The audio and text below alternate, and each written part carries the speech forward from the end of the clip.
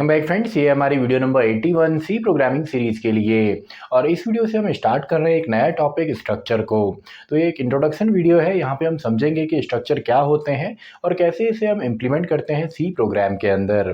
तो स्टार्ट करते हैं। इस वीडियो के लिए टॉपिक हमारा है स्ट्रक्चर्स। तो इस वीडियो से हम समझेंगे सिंपली स्ट्रक्चर्स के बारे में, स्ट्रक्चर्स इन सी। तो देखिए, स्ट्रक्चर्स हमारे basically user defined data type होते हैं। जैसा अभी तक हमने देखा कि आपका सी लैंग्वेज के अंदर हमारे जितने भी डेटा टाइप हैं, अगर उन सभी को हमने एक जगह पे कलेक्ट करना हो, उनका एक कलेक्शन बनाना हो, तो हमारे पास कोई मेथड नहीं है। यानी कि अगर कोई भी आप रियल लाइफ एग्जांपल लेते हैं, फॉर एग्जांपल अगर हम एक बुक की बात करें, तो एक बुक के लिए मान लीजिए हम एक कोड लिख रहे हैं, तो बुक में अलग अलग चीज़ें आपकी होंगी। जैसे आपका बुक का एक प्राइस होता है, इसके अलावा पब्लिशर हमारे पास होता है, इसके अलावा बुक का एक नेम होगा, बुक का आपका पब्लिकेशन की डेट यहाँ पे होगी। इस तरीके से काफ़ी सारा डेटा आपका होता है। और अगर आप देखेंगे तो हर टाइप का डेटा आपका अलग अलग यहाँ पे होता है। जैसे जो बुक का प्राइस है वो हमारा फ्लोटिंग पॉइंट में यहाँ पे होगा। ऐसी जो पब्लिशर का नेम है वो सिंपली आपका एक स्ट्रिंग होगी या कलेक्शन ऑफ करेक्टर्स इसको हम बोल सकते हैं। नेम भी आपका सेम तरीके से रहेगा। SI डेट भी आपका इंटीजर टाइप के फॉर्म में हम इसको स्टोर कर सकते हैं। तो जितना भी हमारा यहाँ पे डेटा होता है ये सब अलग अलग है। तो इन सभी डेटा को अगर हमने मान लीजिए अगर हमको 100 बुक्स का रिकॉर्ड मेंटेन करना है, तो एक मेथड तो ये है कि डिफरेंट हम अलग अलग 100 जो है अलग अलग एरेज को यूज़ कर सकते हैं। यानी कि एक एरे के अंदर हम यहाँ पे प्राइस रखेंगे, दूसरे एरे में हम बुक्स का नाम रख सकते हैं, तीसरे में उसका जो पब्लिशर है उसका नाम हम रख सकते हैं। तो यहाँ पे आपके मल्टीपल एरेज होंगे। और दूसरा जो हमारा मेथड है वो है हमारा स्ट्रक्चर का, यानी कि स्ट्रक्ट कीवर्ड की मदद से जिसको हम क्रिएट करते हैं, और जो कि आपका एक कलेक्शन होता है अलग अलग डेटा टाइप्स का। तो यहाँ पे अगर इसको हमने डिफाइन करना हो तो स्ट्रक्चर को हम सिंपली बोल सकते हैं कि जो हमारा स्ट्रक्चर होता है, तो स्ट्रक्चर को हम बोल सकते हैं structure is a collection of structure is a collection of dissimilar dissimilar data values dissimilar data values and हमारा फंक्शन, क्योंकि इसके अंदर हम एक फंक्शंस को भी क्रिएट कर सकते हैं। तो इसके लिए डायरेक्टली हम यहाँ पे एग्जांपल से इसको समझेंगे, कंप्लीट प्रोग्राम हम यहाँ पे क्रिएट करेंगे। और देखिए, जो स्ट्रक्चर्स हैं इनको सिंपली आपका यूज़र डिफाइंड डेटा टाइप भी बोला जाता है। यूज़र डिफाइंड डेटा टाइप इसको हम बोलते हैं। इसके अलावा इसको हम सेकेंडरी डेटा टाइप भी बोलते हैं। तो ये जितने भी नाम हैं सब आपके स्ट्रक्चर के ही हैं। तो सेकेंडरी डेटा टाइप भी हमारा यही है। इसके अलावा इसको सिंपली हम डिराइव्ड डेटा टाइप भी बोलते हैं, क्योंकि बेसिक सभी से मिलके ये डिराइव आपका होता है। तो इसको हम डिराइव्ड डेटा टाइप भी बोलते हैं। डिराइव्ड डेटा टाइप भी इसको बोला जाता है। और काफ़ी सारी बुक्स में इसका नाम आपको एग्रीगेट भी मिलेगा। एग्रीगेट यानी कि सिंपली जो कलेक्शन होता है, तो इसको हम एग्रीगेट डेटा टाइप भी बोलते हैं। तो ये सभी नाम आपके किसके हैं? स्ट्रक्चर के हैं।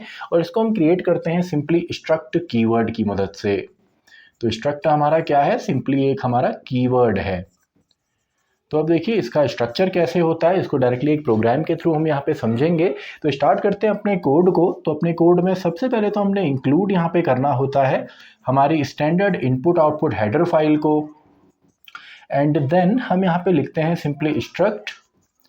तो स्ट्रक्ट हम यहाँ पे लिखेंगे। देन फॉर एग्जांपल मान लीजिए हम एक स्टूडेंट के लिए एक स्ट्रक्चर क्रिएट कर रहे हैं, जिसमें स्टूडेंट का रोल नंबर हो गया, मार्क्स हो गया, नेम हो गया, यानी कि अलग अलग टाइप के जो डेटा है उन सबको हम कलेक्ट करेंगे। तो हमने एक स्ट्रक्ट यहाँ पे बनाया फॉर एग्जाम्पल स्टूडेंट नाम से। एंड देन इसको हमने डिफाइन करना है। अब देखिए, इस स्ट्रक्ट को मैं ग्लोबली यहाँ पे बना रहा हूँ, मेन फंक्शन के अंदर नहीं बना रहा हूँ या किसी फंक्शन की डेफिनेशन के अंदर ये नहीं है। तो इस स्ट्रक्चर को जो इसके ऑब्जेक्ट्स हैं या इसके जो वेरिएबल्स हैं उनको हम कहीं भी डिक्लेयर कर सकते हैं। तो यहाँ पे देखिए स्ट्रक्ट स्टूडेंट मैंने यहाँ पे लिखा। देन मान लेते हैं कि इस स्टूडेंट का सिंपली एक तो हमको रोल नंबर यहाँ पे चाहिए होगा, जो कि आपका हम ले लेते हैं फॉर एग्जांपल इंटीजर टाइप। तो इंटीजर में मैं ले लेता हूँ यहाँ पे रोल नंबर। ऐसे ही फॉर एग्जांपल मैंने यहाँ पे ले लिया करेक्टर में सिंपली स्टूडेंट का जो नेम होगा, जिसकी मैक्सिमम लिमिट हम दे देते हैं फॉर एग्जांपल 20 करेक्टर्स की। इसके अलावा स्टूडेंट के जो मार्क्स यहाँ पे हैं, तो मार्क्स हम ले लेते हैं फॉर एग्जांपल फ्लोटिंग पॉइंट के अंदर। तो देखिए 3 अलग अलग टाइप का डेटा हमने यहाँ पे लिया, इंटीजर भी लिया है, इसके अलावा हमने करैक्टर भी लिया है, और सॉरी हम यहाँ पे मार्क्स भी ले रहे हैं जो कि आपका फ्लोटिंग टाइप का यहाँ पे होगा। तो फ्लोटिंग में हम ले लेते हैं सिंपली स्टूडेंट के जो मार्क्स हमारे पास हैं। तो ये 3 तरीके का डेटा हमने यहाँ पे लिया। देन फाइनली इसको हम क्लोज करेंगे। अब देखिए यहाँ पे स्ट्रक्चर तो हमने क्रिएट कर दिया। अब इस स्ट्रक्चर के अंदर हमको अलग अलग वेरिएबल्स बनाने होते हैं जिनको सिंपली हम ऑब्जेक्ट्स भी बोलते हैं। तो यहाँ पे एक मेथड तो ये है कि जब आपने इसको डिफाइन किया है यानी कि स्ट्रक्ट स्टूडेंट लिखा, देन आपने कर्ली ब्रेसेस स्टार्ट किया, इसके अंदर जितने भी डेटा वैल्यूज़ हैं सबको लिखा, देन फाइनली आप चाहें तो इसको यहीं पे क्लोज कर सकते हैं। और दूसरा आप चाहें तो इससे पहले इसके अलग अलग ऑब्जेक्ट या वेरिएबल भी बना सकते हैं। तो वेरिएबल मान लीजिए मैंने यहाँ पे ओबीजे नाम से बना दिया, ऑब्जेक्ट नाम से, हेलो नाम से बना दिया, तो ये सारे इसके क्या हैं, ऑब्जेक्ट हैं। आप चाहें तो यहाँ पे डायरेक्टली इसको क्लोज भी कर सकते हैं। तो देखिए स्ट्रक्चर का जो मेन पैटर्न है, जो इसका एक्चुअल स्ट्रक्चर होता है वो केवल ऐसा ही होता है। तो इसको अब हम यूज़ कैसे करेंगे वो भी हम देखते हैं। तो नेक्स्ट हमने यहाँ पे स्टार्ट किया आपका मेन फंक्शन यानी कि int main, and int main के अंदर हम यहाँ पे लिखते हैं सिंपली स्ट्रक्ट। देन हम लिखते हैं स्ट्रक्चर का नाम यानी कि जो हमारा है स्टूडेंट, तो स्टूडेंट नाम से हमने क्रिएट किया था स्टूडेंट। देन इसके आप जितने यहाँ पे वेरिएबल बनाना चाहें या ऑब्जेक्ट्स बनाना चाहें उनको आप यूज़ करेंगे।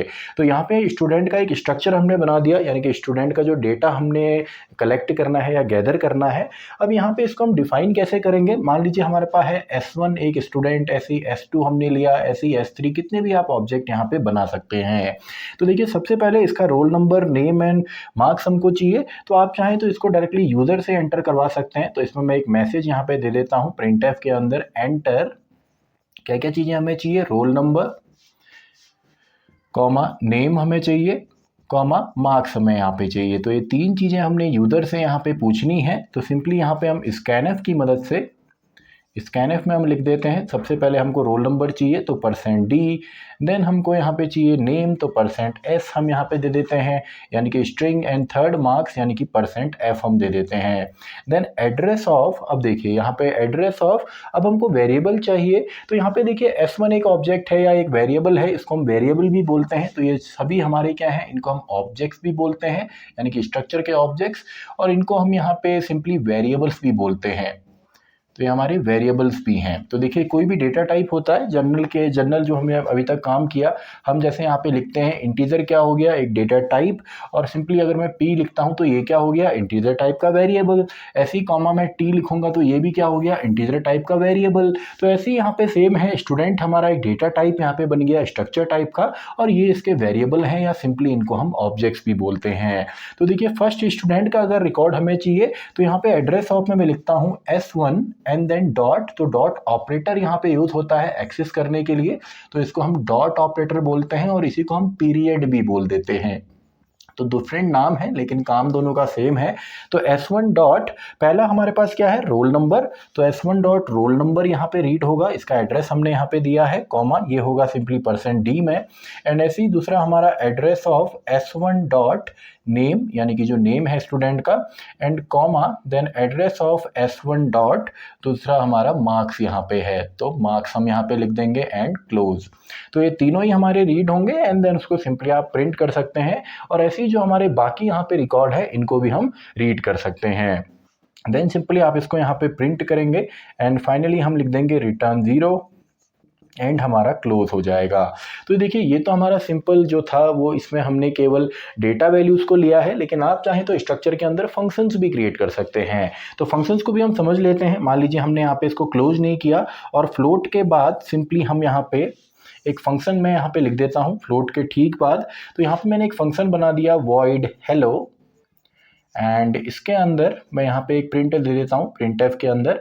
मान लीजिए मैंने यहाँ पे केवल हाई प्रिंट कर दिया फिलहाल, तो ये मैंने प्रिंट किया, एंड फंक्शन क्लोज। तो ये स्ट्रक्चर भी आपने, ये फंक्शन जो है किसके अंदर आपने लिखना है, इसी स्ट्रक्चर के अंदर। तो इसको भी एक्सेस करने का तरीका सेम है, यानी कि अगर आप यहाँ पे सिंपली कॉल करते हैं S1 डॉट, यानी कि जो पहला हमारा ऑब्जेक्ट है S1 डॉट हेलो, तो सिंपली ये कॉल कर देगा हमारा इस फंक्शन को जो कि स्ट्रक्चर के अंदर है। तो स्ट्रक्चर के अंदर जितनी भी चीज़ें हैं, भले वो आपका कोई वेरिएबल हो या कोई वैल्यू हो या फंक्शन हो, उसको सिंपली एक्सेस करने का तरीका क्या है, स्ट्रक्चर का जो ऑब्जेक्ट है या सिंपली वेरिएबल है उसका नाम, डॉट के बाद उस एलिमेंट का नाम जिसको हमने एक्सेस करना है। तो आई होप आपको समझ में आ गया होगा कि स्ट्रक्चर क्या होता है, इसका मेन काम क्या होता है, अलग अलग डेटा वैल्यूज को कलेक्ट करना एक सिंगल नेम के अंडर, और इसको हम अप्लाई कैसे करते हैं या इसको यूज हम कैसे करते हैं सिंपली डॉट या पीरियड जो हमारा यहाँ पे सिंबल है इसकी मदद से। तो अभी तो ये टॉपिक स्टार्ट हुआ है, आने वाली कुछ और वीडियोस में हम और भी यहाँ पे टॉपिक देखेंगे। जैसे हम देखने वाले हैं कि एरे ऑफ स्ट्रक्चर क्या होता है, एक स्ट्रक्चर को कॉपी कैसे करते हैं, इसका मेमोरी में किस तरीके से स्टोर होती हैं वैल्यूज, तो ये सभी हम आने वाली कुछ वीडियोस में समझेंगे। तो इसी के साथ हमारी ये वीडियो भी खत्म होती है, वीडियो नंबर 81। तो मैं मिलता हूँ आपसे नेक्स्ट वीडियो में, वीडियो नंबर 82।